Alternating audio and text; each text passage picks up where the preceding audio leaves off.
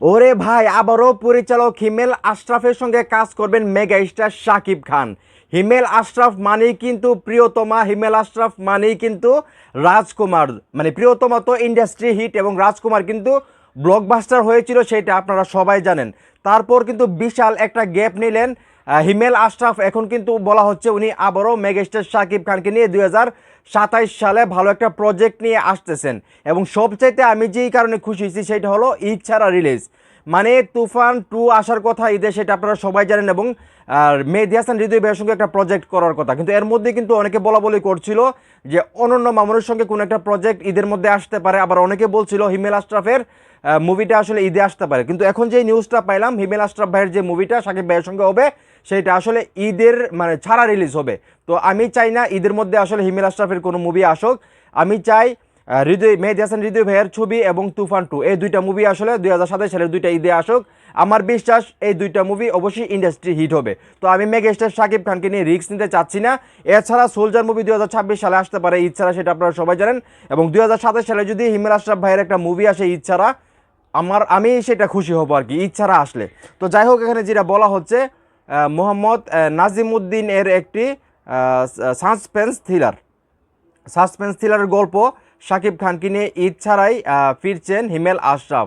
ছবিটি প্রযোজনা করতে পারে এসবিএফ আলফা আই এন্টারটেনমেন্ট। মানে এসবিএফ এটা প্রযোজনা করবে এবং পরিচালক তো হিসেবে হিমেল আশরাফ ভাই থাকবে। এবং গল্পটা মূলত যার বলা হচ্ছে নাজিমুদ্দিনের।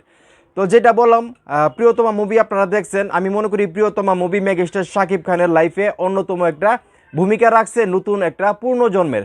এখন যে শাকিব খানকে আমরা দেখতেছি সেই শাকিব খানের পিছনে প্রিয়তমা মুভির একটা অবদান আছে, অবশ্যই, সেটা অস্বীকার করার কিছু নেই। এবং রাজকুমার মুভিটাও কিন্তু খুব ভালো হয়েছে, শাকিব খানের অভিনয় কিন্তু রাজকুমার মুভিতে দুর্দান্ত ছিল। তো সেই জায়গা থেকে কিন্তু হিমেল আশরাফ ভাইকে নিয়ে এবং মেগাস্টার শাকিব খান দুইজনকে একসঙ্গে কিন্তু আমরা অনেক দিন ধরে দেখতেছি না, এবং তাদের কাছ থেকে ভালো কিছুই আমরা আশা করব।